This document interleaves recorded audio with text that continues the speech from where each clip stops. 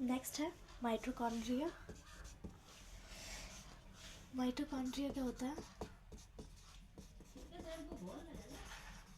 Mitochondria are small intracellular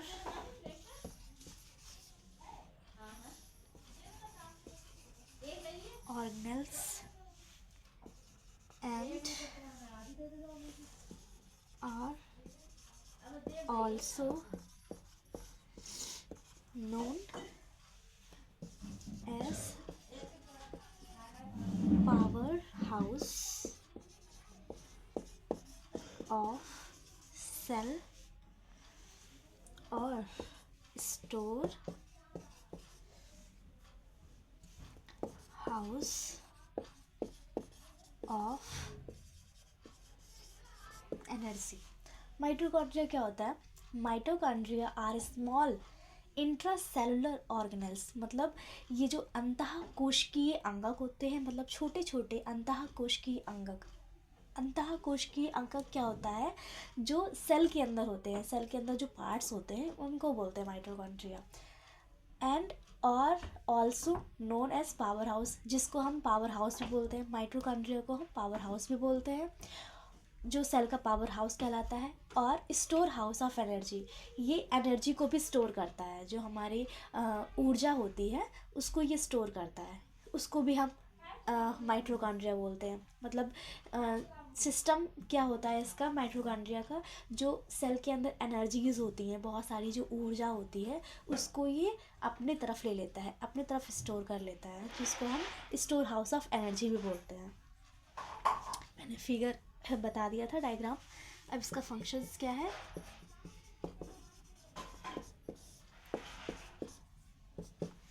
function है main site of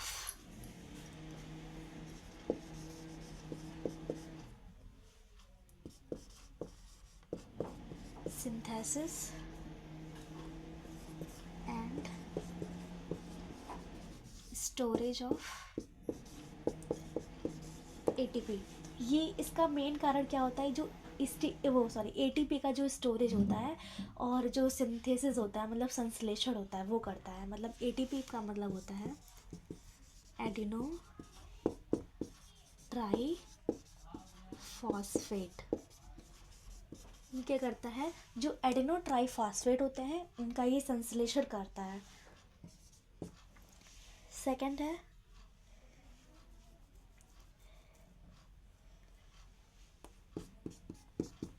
it is the site for citric acid beta oxidation and urea cycle.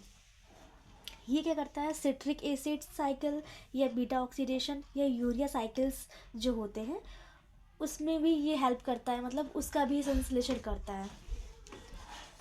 Third हमारा क्या है? It contains special DNA and is self replicative. It contains special DNA. इसमें क्या होता है? इसमें जो माइटोकॉन्ड्रिया जो होता है उसमें एक स्पेशल डीएनए भी होता है और सेल्फ रेप्लिकेटिव भी होता है, मतलब ये खुद बनता है, खुद बिखर जाता है। फोर्थ क्या है?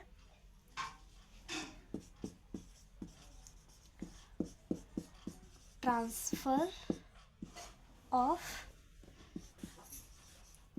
Cellular energy. ये क्या करता है?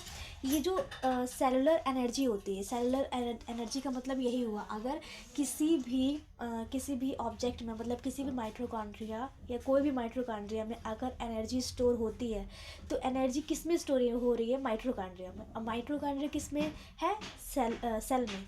तो वो हमारा क्या बन जाएगा? सेलुलर बन गया। तो यहाँ ये क्या कहलाएगी? सेलुलर एनर्जी कहलाएगी। तो हमारी जो सेलुलर एनर्जी है वो ट्रांसफ़र हो रही है हमारी बॉडी में, ये उसका काम करता है।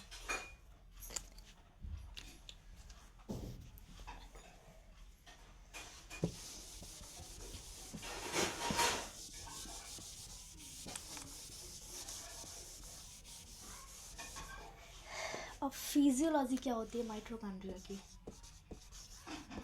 Physiology of mitochondria.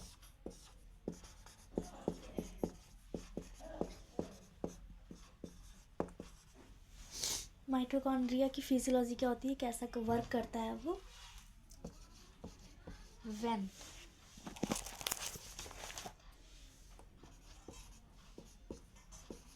Nutrients and oxygen, जब न्यूट्रिएंट्स यानी पोषक और oxygen come in contact with oxidative enzymes,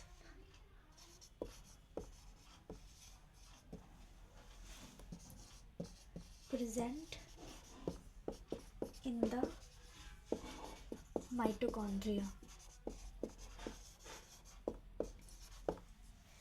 क्या होता है? When nutrients and oxygen come in contact, जब न्यूट्रिएंट्स और ऑक्सीजन कांटेक्ट में आते हैं with oxidative enzymes, oxidative enzymes के साथ ये कांटेक्ट में आते हैं, तो ये माइटोकॉन्ड्रिया में प्रेजेंट होता है, ये माइटोकॉन्ड्रिया में उपस्थित होता है। They combine to form CO2, water and liberated energy is utilized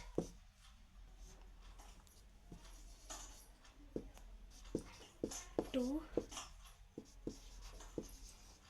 synthesize ATP। They combine to form CO2, तो ये क्या करता है? ये CO2 की फॉर्म में कंबाइन हो जाता है और वाटर में आ जाता है एंड लाइब्रेटेड एनर्जी में आ जाता है। Is utilised to synthesis ATP, ही क्या करता है? फिर उसके बाद जब ये कंबाइन हो जाता है वाटर में, CO2 में और लाइब्रेटेड एनर्जी में, तो ये ATP का सिंथेसिस करता है, यानी एडिनो ट्राईफॉस्फेट का संश्लेषण करने लगता है। उसके बाद द ATP, जो ATP होता है, then diffused throughout the cells and releases its store energy for performing cellular functions। फिर क्या करता है? जो ATP होता है, जो हमारा एडिनो ट्राईफॉस्फेट होता है, देन डिफ्यूज्ड, ये क्या होता है? ये डिफ्यूज्ड हो जाता है throughout the cells and release, ये सेल्स के द्वारा डिफ्यूज्ड हो जाता है और रिलीज़ कर देता है जो हमारी स्टोर एनर्जी होती है, जो हमें प्राप्त की हुई एनर्जी होती है, वो रिलीज़ कर देती है और जो सेलुलर फंक्शंस होता है वो परफॉर्म करने लगता है। स्टार्टिंग पढ़ते हैं फिजियोलॉजी माइटोकॉन्ड्रिया। माइटोकॉन्ड्रिया की फिजियोलॉजी क्या होती है? When nutrients and oxygen come in contact with oxidative enzymes. जब न्यूट्रिएंट्स और ऑक्सीजन हमारे ऑक्सीडेटिव एंजाइम्स के कांटेक्ट में आती है तो ये माइटोकॉन्ड्रिया में प्रेजेंट होने लगता है। They combine to form CO2। फिर क्या होता है? ये कंबाइन होने लगता है, मतलब CO2 के फॉर्म में आ जाता है, कार्बन डाइऑक्साइड के फॉर्म में आ जाता है, पानी के फॉर्म में आ जाता है और लाइब्रेटेड एनर्जी के फॉर्म में आ जाता है। फिर is utilised to synthesis ATP। ये क्या करता है? ये ATP में संश्लेषण करने लगता है। द ATP, जो ATP होते हैं देन डिफ्यूज्ड, वो डिफ्यूज्ड हो जाते हैं और ये सेल्स के द्वारा डिफ्यूज्ड हो जाते हैं। जो ATP होता है वो सेल्स के द्वारा डिफ्यूज्ड हो जाता है और हमारी जो स्टोर की हुई एनर्जी होती है वो रिलीज़ होने लगती है। उसके बाद जो हमारे सेलुलर फंक्शंस होते हैं वो परफॉर्म करने लगते हैं।